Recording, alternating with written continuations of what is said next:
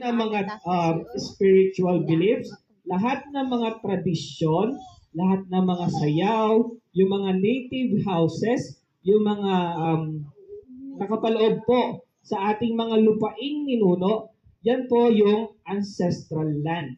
No? Yan po yung binibigyang protection po yan ng ating IPRA law o yung IP rights, no, na kilalanin ng ating gobyerno na ang mga lupaing ninuno natin, lahat ng kabundukan dito sa Cordillera ay para lamang sa mga indigenous people ng Cordillera or mga Igorots. Tama po ba? So, ayan po, lahat po ng yan is pagmamayari po ng mga indigenous people. So, katulad ko, I'm from Pampanga. Hindi ko po pwedeng sabihin na akin ang lupang ito. Kasi hindi po ako taga Cordillera. Hindi po ako isang IP. Hindi po ako Igorot. Kaya hindi ko po pwedeng sabihin sa akin na yung bundok na yon sa akin yon. Ayan, sa inyo lang po yon, no, bilang isang Cordilleran. Dito po sa rights to ancestral domain, hindi po yan basta-basta na ibebenta yung mga lupang ninuno natin. No, meron po kasing dito sa batas ng IPRA law, hindi po yan pwedeng basta-basta sakupin ng kung sino-sinong kumpanya, ng sino-sinong tao, no? Kasi nagbibilang po yan sa inyong mga IP or indigenous cultural community. So, pangalawang rights, no, na meron tayo sa IPRA law is yung right to self-governance and empowerment. So katulad po ng ating activity ngayon, yung IPED, sineselebrate po natin yung buwan ng indigenous people or yung pagkilala sa ating mga katutubo. Is ini-empower natin yung mga kabataan, yung mga parents, yung mga senior citizen na alamin at kilalanin natin, no, kung ano nga ba itong batas para sa ating mga katutubo. So dito po sa batas na ito, binibigyan kayo ng pagkilala, no, ng ating government. At the same time, meron tayong tinatawag na IPMR. Ano po ba ang IPMR? Meron po bang makakasagot ng IPMR? Yung makakasagot kung ano ang IPMR, may 100 pesos na pang-load. So, magtaas po kayo ng kamay, ano yung IPMR? Ano yung IPMR? Ayaw ng 100, mga bata? Tukoy ko dito sa Republic Act 8371 o yung IPRA law natin.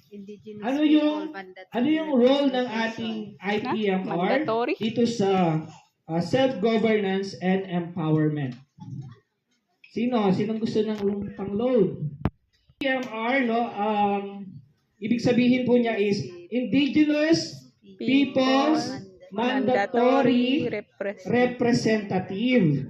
So, si IPMR po, katuwang ng ating barangay officials, katuwang ng ating elders, ng ating municipal officials, no, sa pagbabalangkas ng ating mga polisiya o yung mga rules natin dito sa ating munisipyo. So si IPMR po, isa sa mga nagiging boses ng ating mga katutubong lahi kapag may mga kailangan gawing batas or kailangan may mga gawing polisiya sa ating komunidad. No? Sila po ang nagiging boses natin bilang isang katutubo. Kasi katulad po sa amin, sa Pampanga, meron po kaming mga indigenous people din, no, na tinatawag. Sila naman po ay mga Aita, mga Negro, mga Baluga na tinatawag po nila. So, katulad din po ninyo, mga IP groups.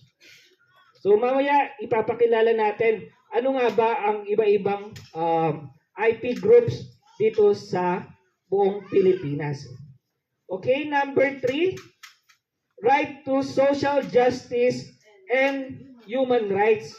Dito po sa batas ng IPRA law, binibigyan po tayo ng equal na oportunidad at pagkilala sa mga programa at serbisyo ng ating pamahalaan.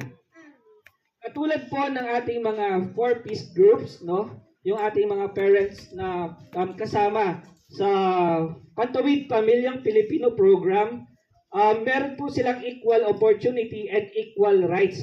Katulad din po ng mga estudyante na may pantay na karapatan sa DepEd na makapag-aral, maturuan, at mabigyan ng tamang edukasyon. So katulad din po ng ating mga four-piece groups, no?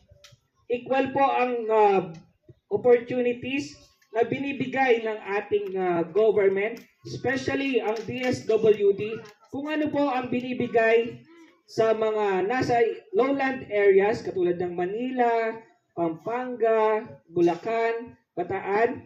Ganon din po ang binibigay na programa ng ating gobyerno sa ating mga IT groups. Okay, naintindihan po ba ang tatlong rights? And then pang-apat, yung right to cultural integrity. Kapag sinabing cultural integrity, kayo po ang kinikilala nito.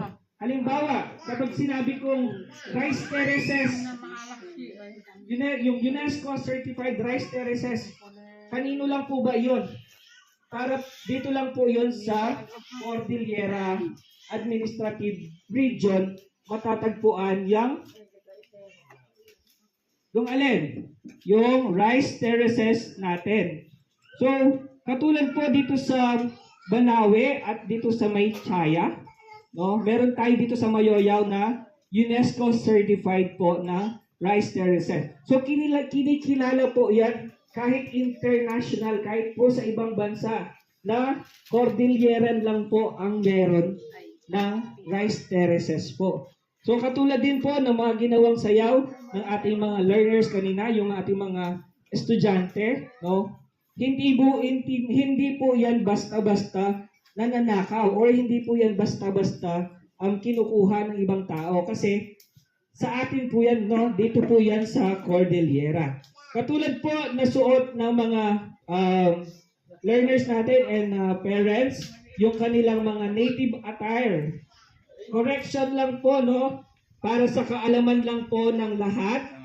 Yung pong mga suot ninyo na native attire yung tamang term. Hindi po yan costume, no? Hindi po natin dapat sinasabi na costume.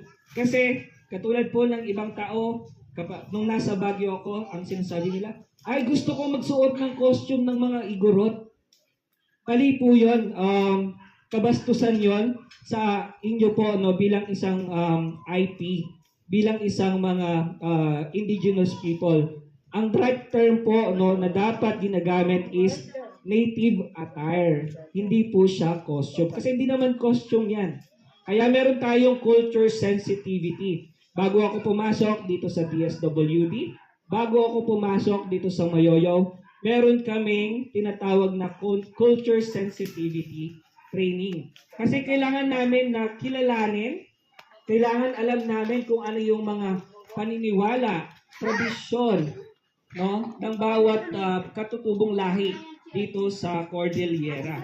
So, ano ulit ang ating apat na karapatan bilang isang katutubo? Base doon sa Republic Act 8371 or IPRA law natin. Number 1, right to ancestral domain and lands. Yan, yung mga lupaing ninuno natin. Number 2 is right to self-governance and empowerment.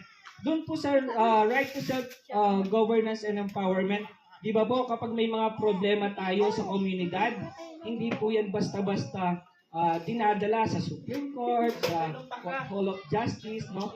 Meron tayong mga elders, meron tayong IPMR, meron tayong barangay chairperson and officials na tutulong sa atin para resolbahin kung ano man yung hindi pagkakaintindihan sa community, no? So, yun po. And number 3 is yung social justice and human rights o equal na trato, no? Or pagkapantay-pantay na karapatan kahit IP ka man, kahit non-IP ka man, equal yung opportunity ng gobyerno sa atin. And number 4 is yung cultural integrity. Ito yung pagkilala sa inyo bilang isang mga katutubong lahi, katulad ng sayaw, katulad ng mga rituals, no? Katulad ng yung mga cultural lands natin, no? Yung landscape like yung UNESCO certified po na rice terraces. Ayan. So dito lang po yan sa Cordillera matatagpuan. So ano nga ba ang iba-ibang IP groups na meron tayo dito sa Cordillera? So sa 6 na probinsya ng Cordillera Administrative Region, meron tayong Bontoc, Balangaw, Isneg, Tingian, Kangkanaay, Kalanguya, Carao, Ibaloy, Ayangan. So, syempre, nandiyan ang Ayangan, no? Ayangan, Tuwali, Kalinga, Bago, and Apnay. So, yan po ang mga katutubong lahi dito sa bayan ng Cordillera or sa rehiyon ng Cordillera Administrative Region. Sa rehiyon ko po sa Region 3 or Central Luzon, no, meron kaming mga Aita, Negrito, Baluga, Ugot, Abel,